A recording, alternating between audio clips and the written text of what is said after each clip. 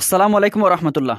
বন্ধুরা, আজকে আলোচনা করব আমাদের এইচএসসি প্রথম পত্রের যে মহাজাগতিক কিউরেটর একটি গল্প আছে, এটি নিয়ে আলোচনা করব। মূলত এর যে শব্দার্থ আছে, এই শব্দার্থগুলো নিয়ে আমি ব্যাখ্যা করার চেষ্টা করব। আমরা জানি মহাজাগত কিউরেটর এটি হচ্ছে একটি সায়েন্টিফিক ফিকশন বা বৈজ্ঞানিক কল্পকাহিনী। এর মধ্যে মহাজগতের দুজন কিউরেটর থাকে, যারা আমাদের এই পৃথিবীতে এসে কিন্তু সর্বোচ্চ বুদ্ধিমান প্রাণীটি নিয়ে যায়, এবং এই প্রাণী হিসেবে সবচেয়ে বুদ্ধিমান প্রাণী হিসেবে কিন্তু তারা পিঁপড়াকে নিয়ে যায়। এই ছিল গল্পের মূল বিষয়। তাহলে আমরা শব্দার্থ থেকে শুরু করি। এখানে প্রথম শব্দ হচ্ছে মহাজাগতিক। এটি শব্দ হচ্ছে মহাজাগতিক। মহাজগৎ থেকে মহাজাগতিক, অর্থাৎ মহাজগৎ সম্পর্কীয়, মহাজগৎ সম্বন্ধীয়। আমরা মহাজগৎ বলতে কি বুঝি? অর্থাৎ আমাদের এই ইউনিভার্সের মধ্যে কী কী আছে, যেমন তারা, নক্ষত্র, গ্রহ, ছায়াপথ, এমনকি ব্ল্যাক হোল, সব কিছু মিলে কিন্তু আমাদের এই মহাজগৎটা গঠিত। আশা করি বুঝতে পেরেছ। তারপর হচ্ছে কিউরেটর। এটি হচ্ছে একটি ইংরেজি শব্দ। Curator, CURATOR, curator. এটা হচ্ছে একটি ইংরেজি শব্দ। কিউরেটর কাদেরকে বলা হয়? যারা মূলত জাদুঘরের রক্ষক থাকে বা জাদুঘরের তত্ত্বাবধায়ক থাকে বা পরিচালক থাকে, তাদেরকে কিন্তু এই কিউরেটর বলা হয়। তাহলে কিউরেটর কারা? যারা জাদুঘরের তত্ত্বাবধায়ক বা পরিচালক, তাদেরকে কিউরেটর বলা হয়। তারপর হচ্ছে আরেকটি শব্দ হচ্ছে তেজস্ক্রিয় পদার্থ। আরেকটি শব্দ হচ্ছে তেজস্ক্রিয় পদার্থ। তেজস্ক্রিয় পদার্থ কি? তেজস্ক্রিয় পদার্থ হচ্ছে এমন কিছু পদার্থ বা এমন কিছু এলিমেন্ট যাদের থেকে স্বতঃস্ক্রিয়ভাবে বিষাক্ত রশ্মি বের হয়।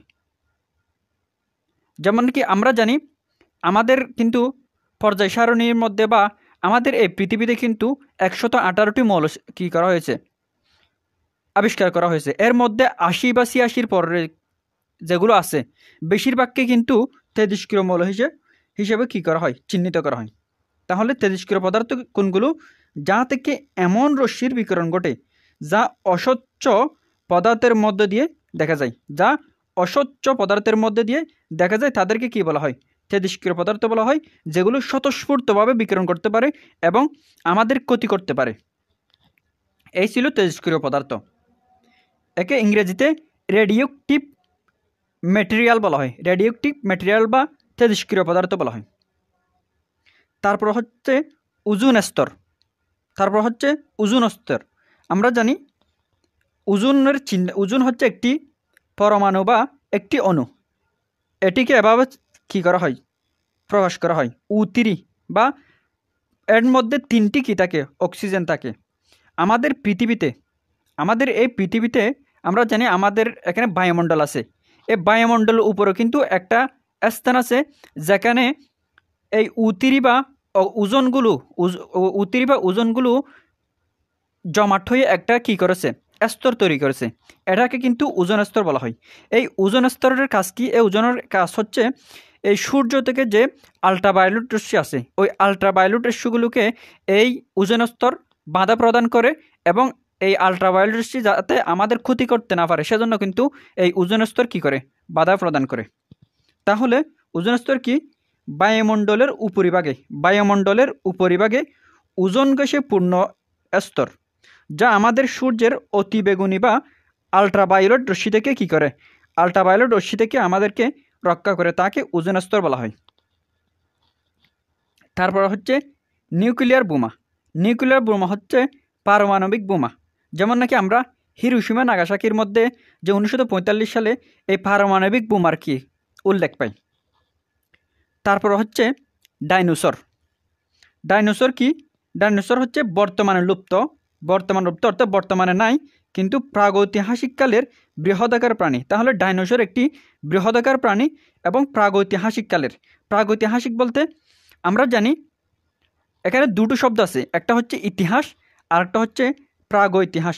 প্রাগৈতিহাস হচ্ছে ইতিহাসের আগে, ইতিহাস হচ্ছে ইতিহাসের পূর্বে বা প্রাককালে, এটা হচ্ছে প্রাগৈতিহাসিক। তাহলে ইতিহাস কোন জিনিস কখন থেকে ইতিহাস বলা হয়? যখন থেকে মানব সভ্যতা লেখালেখি শুরু করেছে বা লেখালেখি আবিষ্কার করেছে, তখন থেকে যে সময়টা আছে সেটাকে কিন্তু ইতিহাসের অন্তর্ভুক্ত করা হয়। আর লেখালেখির আগের যে সময়টা আছে তাকে কিন্তু প্রাগৈতিহাসিক বলা হয়। তাহলে ইতিহাস আর প্রাগৈতিহাসিক মধ্যে পার্থক্য কি? ইতিহাস হচ্ছে যা লেখা আছে আমাদের কাছে, বা যখন থেকে লেখালেখি আবিষ্কার হয়েছে তখন থেকে ইতিহাস। আর এই লেখালেখির আগে বা লেখালেখির পূর্ব যে সময়টা আছে ওটা হচ্ছে প্রাগৈতিহাসিক। তাহলে ডাইনোসর কি? ডাইনোসর হচ্ছে বর্তমান লুপ্ত কিন্তু প্রাগৈতিহাসিককালের বৃহদাকার প্রাণী। তোমরা ডাইনোসর সম্পর্কে মনে রাখবে, এটি কিন্তু বিবর্ধন তত্ত্বের মতো একটা বিজ্ঞানীদের অ্যাজাম্পশন বা বিজ্ঞানীদের একটা ধারণা। ডাইনোসর একটি প্রাণী ছিল, এটা হচ্ছে একটা ধারণা। ধারণা করা হয় এগুলো হচ্ছে মেরুদণ্ডী প্রাণী ছিল, অর্থাৎ এরা মেরুদণ্ডওয়ালা প্রাণী ছিল। তারপর এবং অনুমান করা হয় এগুলো কিন্তু 16 কোটি বছর এই পৃথিবীতে রাজত্ব করেছে। ডাইনোসর 16 কোটি বছর পৃথিবীতে রাজত্ব করেছে এবং আমাদের বর্তমান সময়ের প্রায় 600 কোটি বছর পূর্বে এরা একটি প্রাকৃতিক বিপর্যয়ের মাধ্যমে ধ্বংস হয়ে গেছে।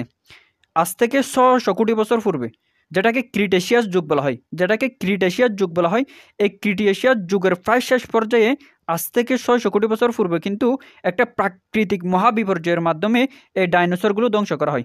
এবং মনে করা হয় আমাদের যে পাখিগুলো আছে, এই পাখিগুলো এর বংশধর হিসেবে কিন্তু কী করা হয়, মনে করা হয়, একটু ধারণা করা হয়। তাহলে ডাইনোসর নিয়ে এই ছিল আলোচনা। তারপর হচ্ছে গ্যালাক্সি। গ্যালাক্সি অর্থ আমরা কি জানি? গ্যালাক্সি অর্থ হচ্ছে ছায়াপথ। আমাদের গ্যালাক্সির নাম কি?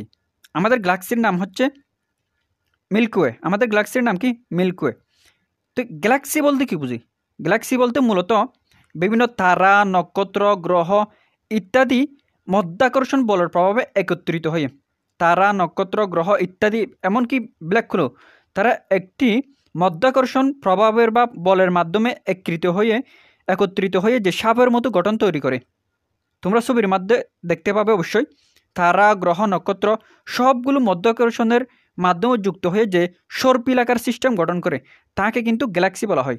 পৃথিবীর সবচেয়ে বড় গ্যালাক্সির নাম হচ্ছে M81। পৃথিবীর সবচেয়ে বড় গ্যালাক্সির নাম হচ্ছে M81, যেটাকে মেসিয়ার 81ও বলা হয়।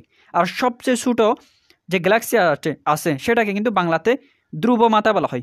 সবচেয়ে ছোটো গ্যালাক্সিকে বাংলাতে ধ্রুবমাতা বলা হয়, বা এটাকে M31 বলা হয়। M31 বা মেসিয়ার 31 বলা হয়।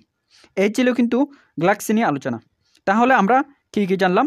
মহাজাগতিক অর্থ হচ্ছে মহাজগৎ সম্বন্ধীয়। মহাজাগতিক অর্থ হচ্ছে কি? মহাজগৎ সম্বন্ধীয়। তারপর হচ্ছে কিউরেটর। কিউরেটরের অর্থ হচ্ছে জাদুঘর রক্ষক।